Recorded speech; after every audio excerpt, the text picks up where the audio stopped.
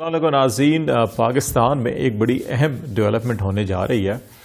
افغانستان کے حوالے سے موضوع ہے اور لیکن ڈیولپمنٹ یہ ہے کہ 41 سال کے بعد اسلامی ممالک کی تنظیم کے جو وزرائے خارجہ ہیں ان کا اجلاس پاکستان میں ہوگا، اسلام آباد میں 19 دسمبر کو۔ اس اجلاس کا ایجنڈا کیا ہے اور اس اجلاس میں تمام اسلامی ممالک کے وزرائے خارجہ کے علاوہ دیگر کن ممالک اور کن انٹرنیشنل فورمز کو، چاہے وہ ڈپلومیٹک فورمز ہیں، وہ پولیٹیکل فورمز ہیں، یا اکنامک فورمز ہیں، یا فائنینشیل انسٹیٹیوشنز کے فورم ہیں، ان کو مدعو کیا جا رہا ہے۔ اور اس حوالے سے یہ بڑا اہم موقع ہوگا پاکستان میں کہ پاکستان کے بارے میں ہم خود بھی پاکستان میں بیٹھ کر بہت خبریں اڑاتے رہتے ہیں، پھیلاتے رہتے ہیں پاکستان کے بارے میں کہ پاکستان خدا نخواستہ ایک ناکام ریاست ہے یا اس کے اندر بڑے مسائل ہیں، یہ مسائل کی آماجگاہ بن چکی ہے۔ بعض لوگ اس کو پاکستان کو مسائلستان کے نام سے منسوب کرتے ہیں، جو انتہائی اس کو غیر مہذب اور غیر مناسب جو ہے، نامناسب اس کو حوالوں سے ہمیں یاد کرنا چاہیے اور پکارنا چاہیے۔ پاکستان ہمارا ملک ہے اور یہ یقیناً ہمیں اس کے حقیقی نام سے ہی پکارنا چاہیے۔ تو اس تمام صورتحال میں یہ جو 19 دسمبر کو OIC وزراء خارجہ کونسل کا اجلاس جو ہے وہ اسلام آباد میں ہوگا، پاکستان اس کی میزبانی کرے گا اور اس میں خاص طور کے اوپر جو معاملات زیر غور آنے ہیں وہ افغانستان کی صورتحال ہے۔ اور افغانستان کی صورتحال میں جو اس وقت شدید سردی کا موسم جو ہے وہ آ چکا ہے اور ایک انسانی المیہ وہاں پہ جنم لے رہا ہے، بیماریاں پھیل رہی ہیں سردی کی شدت کی وجہ سے، وہاں پہ معصوم بچے، خواتین، بزرگ اور شہری جو ہیں وہ مختلف بیماریوں کا شکار ہیں اور وہاں پہ اموات بھی ہو رہی ہیں۔ تو ایسی صورتحال کے اندر کیونکہ ابھی تک انٹرنیشنل کمیونٹی نے افغانستان میں جو 15 اگست کو سیاسی تبدیلی آئی تھی اور جو طالبان نے کابل کا انتظام سنبھال لیا تھا اور پھر پورے ملک میں بعد میں ان کا کنٹرول ہو گیا، اس کو ابھی تک اس سیٹ اپ کو انٹرنیشنل کمیونٹی نے باضابطہ طور کے اوپر تسلیم نہیں کیا۔ انفارملی بہت سے ممالک کے طالبان کی قیادت کے ساتھ، افغانستان کی قیادت کے ساتھ رابطے ہیں،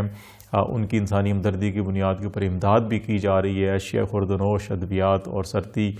سے محفوظ رکھنے کے لیے جو لحاف وغیرہ ہیں وہ بھی بھیج جا رہے ہیں۔ لیکن جس انداز میں ایک حکومت کو یا ریاست کو سپورٹ کی جانی چاہیے وہ نہیں ہو رہی، اور اس کی بنیادی وجہ جو ہے وہ بھی یہ ہے کہ افغانستان کے اندر جو انٹرنیشنل کمیونٹی چاہتی ہے کہ انسانی حقوق، خواتین کے حقوق کا تحفظ ہو، غیر ملکیوں کا وہاں پہ تحفظ ہو، اور اس کے ساتھ ساتھ سب سے بڑی بات جو ہے کہ وہ ایک انکلوسیو گورنمنٹ چاہتے ہیں جس کے اندر افغانستان کے تمام سیاسی جو گروپ ہیں وہ شامل ہونے چاہیے۔ وہ ابھی تک جو ہے کہ ایسی حکومت وہاں پہ نہیں بن سکی۔ پاکستان نے بھی اس سلسلے میں اپنا کردار ادا کیا، لیکن ابھی تک وہاں پہ ایک مخلوط یا انکلوسیو جو ہے گورنمنٹ نہیں بن سکی، جس کی وجہ سے سارے معاملات پیدا ہو رہے ہیں۔ اس ساری صورتحال کے تناظر میں جو پاکستان کو سب سے زیادہ خدشہ ہے وہ یہ ہے کہ اس المیے کی نتیجے میں جو افغانستان کے اندر جو ہے بحران پیدا ہو سکتا ہے، اس کے نتیجے میں انخلا جو ہے بڑا افغان آبادی کا ہو سکتا ہے، اس کا دباؤ زیادہ تر جو ہے پاکستان کی طرف ہوگا، ایران کی طرف ہوگا۔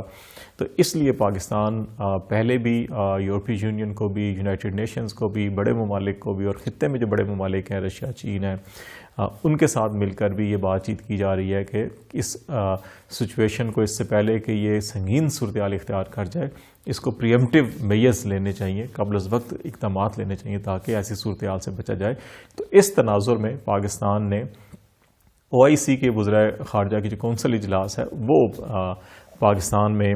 اس میں میزبانی کی پیشکش کی اور یہاں پہ 19 دسمبر کو ہوگا۔ اس میں تمام اسلامی ممالک کے وزرائے خارجہ جو ہے وہ شریک ہوں گے۔ اس کے ساتھ ساتھ اقوام متحدہ کے جو مستقل سلامتی کونسل کے 5 ارکان ہیں، اس میں امریکہ ہے، روس ہے، چین ہے اور فرانس ہے، ان کو جو ہے وہ مدعو کیا گیا، ان کے نمائندوں کو بھی، کہ وہ بھی اس میں شریک ہوں۔ اس کے علاوہ یورپی یونین کے وفد کو بھی یہاں پہ دعوت دی گئی ہے کہ وہ اس میں شریک ہوں۔ IMF جو ہے انٹرنیشنل مانیٹری فنڈ، دنیا کے اندر مالی امداد فراہم کرتا ہے، ان کے نمائندوں کو یہاں میں دعوت دی گئی ہے۔ ورلڈ بینک کے نمائندوں کو دعوت دی گئی ہے، ایشیائی ترقیاتی بینک کے نمائندوں کو دعوت دی گئی ہے۔ اسی طرح جو بڑے ممالک ہیں G7 گروپ کے اور جو بڑے ممالک جو بائیلیٹرل ڈونر کے طور کے اوپر بھی کام کرتے ہیں، اس میں اندر کینیڈا ہے، جاپان ہے، جرمنی ہے، ان کے نمائندوں کو جو ہے وہ بھی دعوت دی گئی ہے اس کانفرنس کے اندر. تو اس کانفرنس کا بنیادی مقصد یہ ہے کہ تمام دنیا کی بڑے ممالک کی اور بالخصوص جو اسلامی ممالک ہیں ان کی توجہ اس طرف مبذول کروانا ہے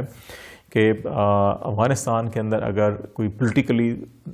نسبتاً کچھ استحکام آیا ہے تو اس کو دیر پا استحکام بنانے کے لیے تمام مل کر اپنا کردار ادا کریں. انکلوسیو گورنمنٹ بھی ہونی چاہیے، انسانی حقوق، خواتین کے حقوق، باقی جو معاملات ہیں ان کی اوپر بات ہونی چاہیے، لیکن ان سارے معاملات کے تناظر میں یہ نہیں بھولنا چاہیے کہ وہاں پہ خواتین کی، بچوں کی، بزرگوں کی یا عام شہریوں کی جو ہے کہ وہ اگر اموات ہوتی ہیں تو وہ ایک بڑا انسانی المیہ ہوگا. تو اس حوالے سے یہ بڑا اہم اجلاس ہے. دوسری اہمیت اس کی اس حوالے سے بھی ہے کہ پاکستان کے بارے میں جو عموماً انٹرنیشنل میڈیا کے اندر، ایون مسلم میڈیا کے اندر بھی، مسلم ممالک میں، یورپی ممالک میں ایک پروپیگنڈا، اور خاص طور پہ انڈین میڈیا جو ہے اس میں سر فہرست ہوتا ہے کہ پاکستان ایک دہشت گرد یا ناکام ریاست ہے اور یہاں پہ کوئی انٹرنیشنل ایونٹ نہیں ہو سکتا. کوئی پاکستان کو سیاسی اور سفارتی تنہائی کے تانے دیے جاتے تھے، پاکستان کے اندر بھی بہت سے لوگ تانے دیتے تھے. تو اس تناظر میں یہ بڑی اہمیت کی حامل کانفرنس اس اعتبار سے بھی ہے کہ 1980 میں پاکستان نے اسلامی ممالک کے وزرائے خارجہ کا غیر معمولی اجلاس ہوا تھا اور اس کے بعد پھر اس قسم کا کوئی اجلاس یہاں پر نہیں ہوا. تو اب یہ وزرائے خارجہ کا اجلاس جو 41 سال کے بعد پاکستان میں ہو رہا ہے، اسلام آباد میں ہوگا، پاکستان اس کی میزبانی کرے گا. تو اس میں یقینی طور کے اوپر جہاں افغانستان کے اوپر معاملات میں پیش رفت ہوگی، پولیٹیکلی پیش رفت ہو سکتی ہے، وہاں پر بائی لیٹرل انگیجمنٹس جو ہیں پاکستان کی جو اسلامی ممالک کے وزرائے خارجہ ہیں ان کے ساتھ ہوں گی، اور بائی لیٹرل ریلیشنز کے اوپر ہی بات ہوگی. اور پھر یہ جو تاثر پاکستان کے بارے میں ایک ہے کہ سیاسی سطح کے اوپر یا سفارتی سطح کے اوپر پاکستان تنہا ہے، یا پاکستان میں کوئی عالمی قیادتیں جو ہیں وہ دورہ نہیں کرتی، یا کوئی انٹرنیشنل ایونٹ پاکستان میں نہیں ہوتے. تو اس قسم کی میرے خیال ہے کانفرنس جو ہوگی اور اس کے اندر جس نوعیت کے توقع کی جا رہی ہے کی قیادتیں مسلم ممالک کی اور باقی دنیا کی آئیں گی، تو اس سے یقیناً اس تاثر کو بھی، جو منفی تاثر ہے پاکستان کے بارے میں پیدا کیا گیا ہے کہ پاکستان کے حالات جو ہیں کہ وہ بہت ابتر ہیں، یا دہشت گردی یہاں پہ عروج پر ہے، یا قتل و غارت گری اور امن و امان کی صورتحال بہت خراب ہے. میرے خیال ہے اس تاثر کی بھی نفی ہوگی. اور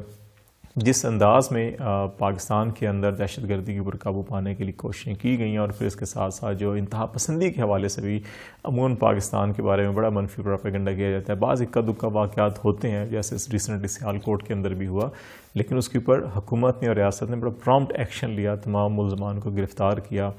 یقیناً یہ اقدامات بہتر ہیں، لیکن دیر پا اس قسم کے واقعات سے بچنے کا حل جو ہے وہ فکری طور کے اوپر، ذہنی طور کے اوپر، تعلیم و تربیت کے اوپر جو ہے فوکس کرنا ہوگا. لیکن یہ ساری باتیں ایک طرف، اچھی بات یہی ہے کہ ان تمام تر حالات کے باوجود پاکستان کے اندر 19 دسمبر کو اسلامی ممالک کے وزرائے خارجہ کا اجلاس ہونے جا رہا ہے، جس کے اندر بہت سے یورپی ممالک کے اور سلامتی کونسل، اقوام متحدہ کی سلامتی کونسل کے مستقل 5 ارکان کے جو نمائندے ہیں ان کے بھی، اور عالمی مالیاتی اداروں کے نمائندے بھی شریک ہوں گے. اور امید کی جاتی ہے کہ اس کانفرنس کے نتیجے میں افغانستان کی صورتحال کے حوالے سے اور بالخصوص جو امدادی سرگرمی ہے وہاں پر، اس حوالے سے نمایاں پیش رفت ہوگی.